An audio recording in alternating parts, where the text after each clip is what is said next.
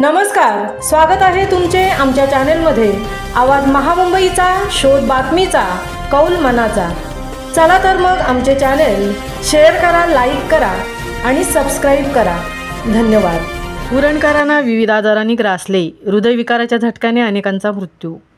कधी ऊन, कधी पाऊस तर कधी थंडी या सततच्या वातावरणातील बदलामुळे आणि तालुक्यातील रस्त्यावर दिवसभरात चालणाऱ्या लाखो वाहनांमुळे व कंपन्यांतून निघालेल्या धुरामुळे उरणचे हवा प्रदूषण वाढले आहे।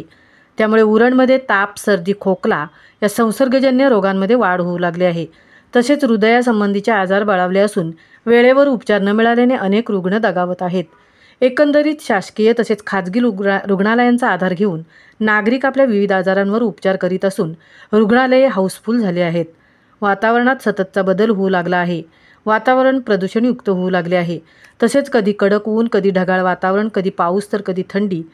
तर उरणमध्ये असणारे अनेक केमिकल प्रकल्प, गोदामे, भंगाराची दुकाने, त्यातून विषारू वायू वातावरणात जाळला जातो।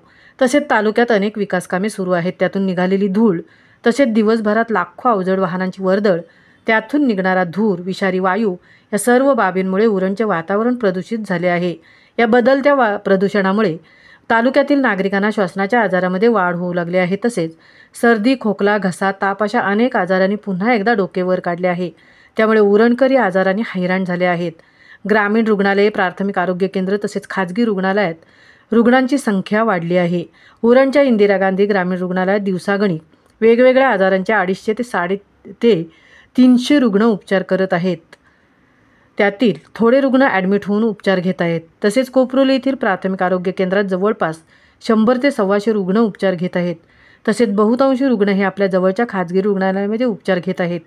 त्यामध्ये खोकला, सर्दी आणि तापाचे रुग्ण सर्वाधिक आढळून आले आहेत। तसेच हृदयविकारांचे प्रमाण जास्त असल्याने या वाढत्या आजारावर नियंत्रण आणण्यासाठी तालुक्यातील प्रदूषणावरती नियंत्रण आणण्याची गरज भासू लागली आहे।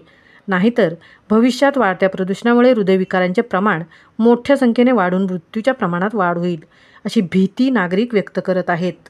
आवाज महामुंबईचा चॅनेलसाठी अनंत नारंगीकरसह तृप्ती भोईर, उरण।